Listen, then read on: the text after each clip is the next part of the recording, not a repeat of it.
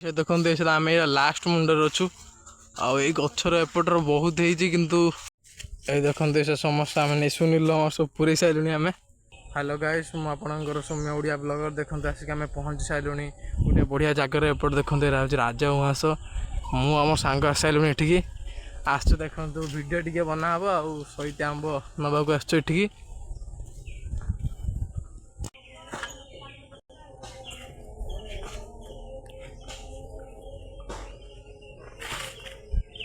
ଦେଖନ୍ତୁ ଆସିକି ଆମେ ସମସ୍ତେ ପହଞ୍ଚି ଗଲୁଣି ସୁନୀଲ ମୋର। ଚାଲନ୍ତୁ ଭିତରକୁ ଯିବା। ଦେଖନ୍ତୁ ତାଙ୍କୁ ପରମିସନ୍ ମାଗିକି ଆସିଲେ ଭିତରକୁ। ଦେଖନ୍ତୁ ଏପଟରେ ଥରେ ଯଦି ଆପଣ ଭିତରକୁ ପଶି ଯାଇଥିବେ ଆଉ ଆସିପାରିବେନି, କାରଣ ଆପଣ ଯଦି ବାଟ ଜାଣିଥିବେ ତାହେଲେ ଆସିପାରିବେ, ନହେଲେ ଆସିପାରିବେନି। ଆମେ ଥରେ ଏଇଠି ହଜିଯାଇଥିଲୁ।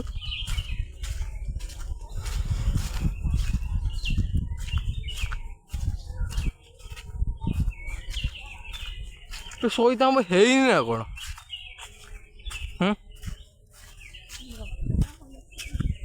ଗଛଟା ବୋଧେ କାଟି ଦେଇଛନ୍ତି ବୋଧେ।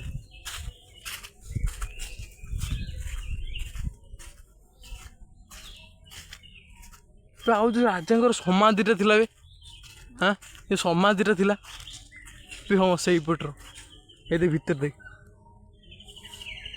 ଏଇ ଦେଖ ଏଟା ସମାଧିଟା ପୁରା ରାଜା ଏଇଠି ବା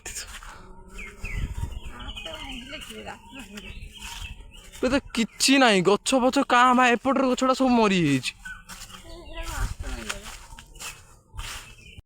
ସେ ଦେଖନ୍ତୁ ଏଇଟା ଆମେ ଲାଷ୍ଟ ମୁଣ୍ଡରେ ଅଛୁ ଆଉ ଏଇ ଗଛର ଏପଟର ବହୁତ ହେଇଛି କିନ୍ତୁ ଏଇ ଗଛଟା ବହୁତ ହେଇଛି ନା ସୁନିଲି?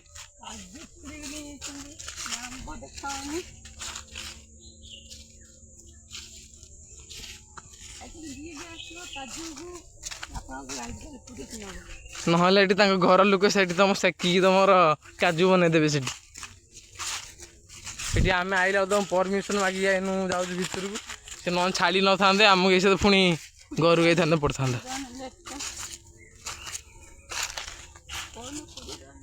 20 ଟଙ୍କା ଏକ୍ସଟ୍ରା ନେଉଛନ୍ତି କିନ୍ତୁ ଆମେ କ'ଣ କରିବା, ଆସିତେ ବାଧ୍ୟ ଆଉ ବୁଲତେ ଆସୁଛୁ ଏତେ ନା। ଆଉ ଆପଣମାନେ ଗୋଟେ ସବସ୍କ୍ରାଇବ୍ କରିଦେଲେ ଆଉ ଟିକେ ମନ ପୁରା ଖୁସି ହେଇଯାନ୍ତା। ଦେଖନ୍ତୁ ଆମେ କେଉଁ ଆଡ଼େ ଆସିଛୁ ଆମେ ଜାଣିନୁ ଏପର୍ଯ୍ୟନ୍ତ। ଦେଖନ୍ତୁ କିନ୍ତୁ ସିଧା ସିଧା ଆସିଛୁ। ଯଦି ହଜିଗନୁ କେଉଁଠି ପୁଣି ଆଉ ଥରେ ଦେଖିକି ଡାକିବୁ କାହାକୁ ଯିମୁ ପୁଣି ଆଉ। ଏଇ ଦେଖନ୍ତୁ ସେ ସମସ୍ତେ ଆମେ ସୁନୀଲ ସବୁ ପୁରେଇ ସାରିଲୁଣି ଆମେ। ଏଇସା ଯିମୁ ଆମେ ସମସ୍ତେ ଘରକୁ। ଚାଲନ୍ତୁ ଘରକୁ ଯିବା। ଆଉ ଆପଣମାନଙ୍କୁ ବ୍ଲଗ୍ଟି କେମିତି ଲାଗିଲା ଆପଣମାନେ କମେଣ୍ଟ ମାଧ୍ୟମରେ ଜଣାଇବେ। ଭଲ ଲାଗିଥିଲେ ଲାଇକ୍, ସେୟାର ଆଣ୍ଡ ସବସ୍କ୍ରାଇବ୍ କରନ୍ତୁ। ଏଇସା ଦେଖନ୍ତୁ ଆମେ ସମସ୍ତେ ସେ ଜଙ୍ଗଲରୁ ବାହାରିକି ପଳେଇ ଆଇଲୁ।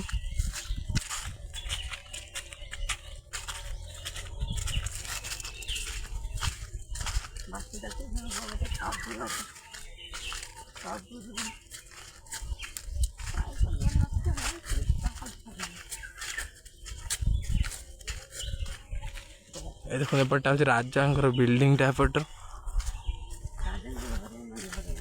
ରାସ୍ତାରେ ସହିତ ଆପଣ ଯଦି ଏବାଟେ ଯିବେ ଡର ମାଣ୍ଡିଆ ରାତିରେ ଆସିଲେ ଏପଟରେ।